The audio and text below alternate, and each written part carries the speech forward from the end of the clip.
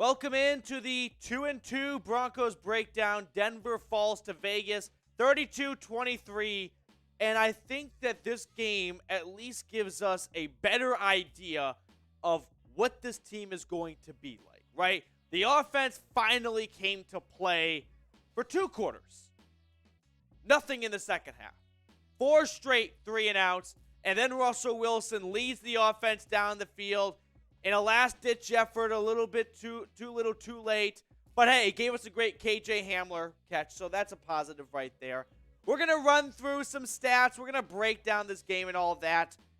First question I want to ask, though, and this is actually a separate question than what we're going to put on screen. What do you do with Melvin Gordon? Do you cut Melvin Gordon? The fumble, in a way, cost the Broncos a game because Melvin Gordon doesn't fumble, and the Raiders don't go the other way for 7 points, and the Broncos offense stays on the field, and maybe they put up 3 or 7 points, right? That's a 14-point swing potentially. 7 more for Denver, 7 less for Vegas. At the end, Hackett's going to have a big decision to make, but his decision might be easier because Javonte Williams was carted off the field. Starting the second half, a knee injury. I don't have much more for you at this moment, but never get a good feeling when someone's carted off the field and they've got the towel over their head. So we're going to run through all of my notes. I got a lot of stuff I want to talk to you about. But grade the Broncos' Week 4 performance. A, B, C, D, or F. I don't think you can do F or D. I'm partially to blame because one of my keys to victory for the Broncos was that the Raiders have not had success running the football, forced them to be one-dimensional on offense. And Josh Jacobs, I guess, watched the show because he was really, really good. And this Broncos run defense was Swiss cheese, right? Couldn't stop a nosebleed. Everything was getting through. Draymond Jones had some nice tackles here and there, and there were some good plays. I'm not saying across the board it was a disaster top to bottom, but you let Jacobs go over 100 yards for 2 touchdowns, one of them sealing the win. That's not what you want to see.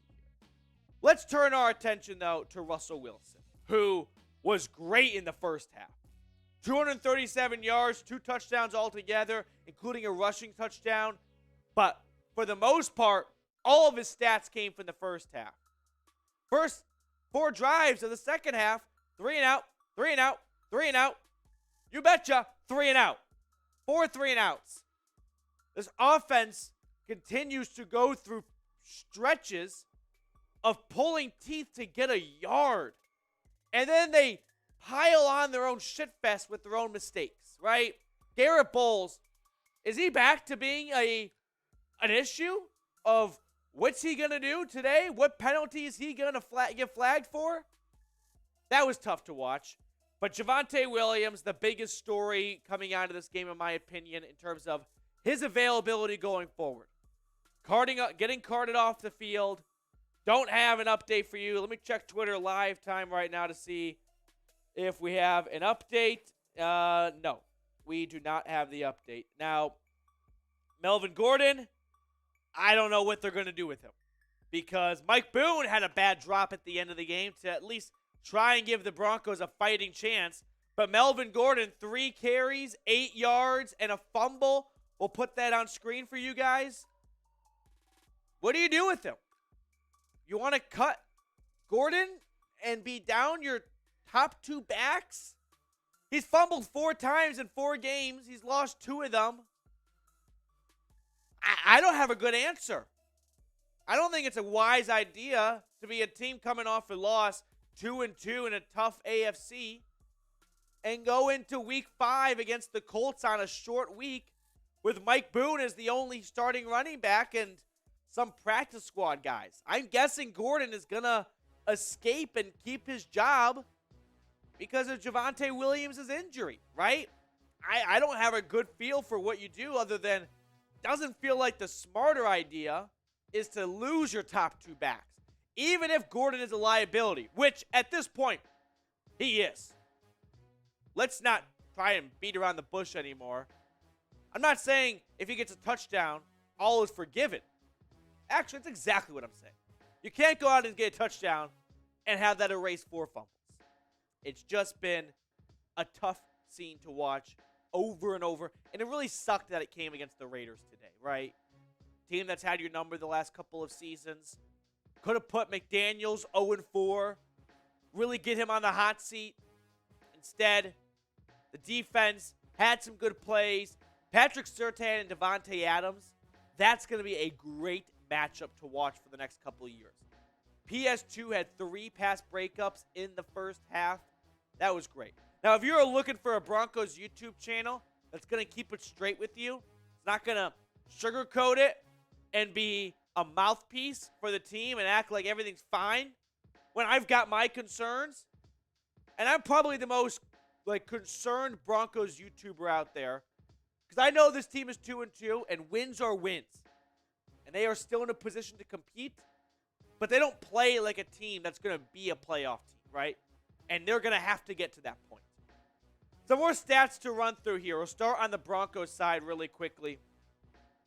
Total yards, 299. Passing, 214. Rushing, the ground game was abysmal.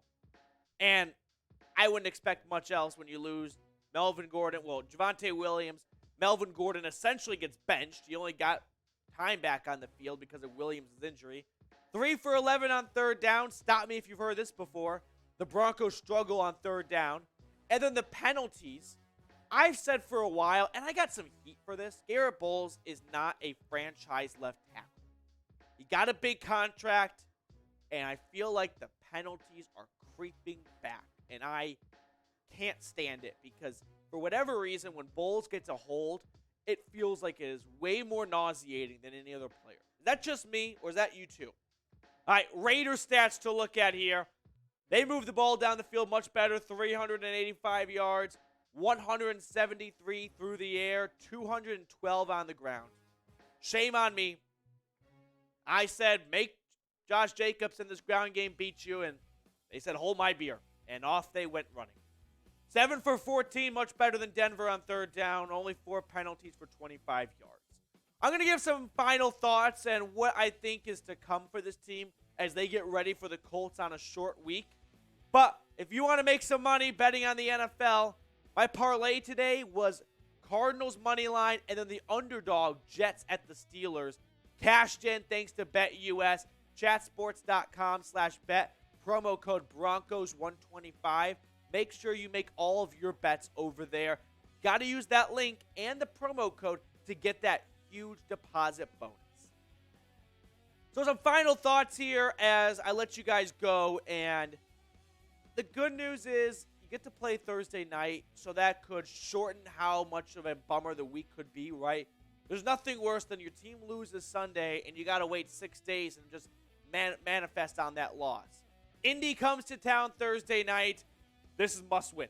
This is Russell Wilson, who we saw much more of the Russ we have known. That KJ Hamler deep ball was awesome. It was so good to see that for Hamler because he needed that, right, to boost the confidence. Courtland Sutton, Jeudy, they both had some nice plays. Jeudy, the drops are still there, and they've got to go. But all in all, this Broncos team is getting beaten up on the injury side, and it's nothing new. From Patrick to Simmons and now Williams. Those are 3 crucial players to this team's success. All injured. Just hate to see it. Other quick notes, and then I'm going to go here. Surtain, like I said, against Davante Adams. They both had their wins and losses in this battle. Overall, you held Davante Adams out of the end zone. That feels like a win right there. Second half collapse, like I said. And Alex Singleton. I just like him a lot. I just want to end the show on a positive note. He is really good. So is Josie Jewell. Really good to see Jewell come back. Randy Gregory got nicked up a little bit too. But all in all, the Broncos, they got a tough game coming up. The Colts are not an easy out. They always play tough. So the Broncos cannot overlook this one, especially on a short week. They're going to have to find a way to try and get healthy or get some confidence in Melvin Gordon because he's likely going to be the running back this Thursday, or Mike Boone, and they need more productivity on the ground here. All right, I'll sign off. Appreciate everyone for joining me today. Broncos fall to 2-2 after losing to the Raiders 32-23. Stop me if you've heard it before.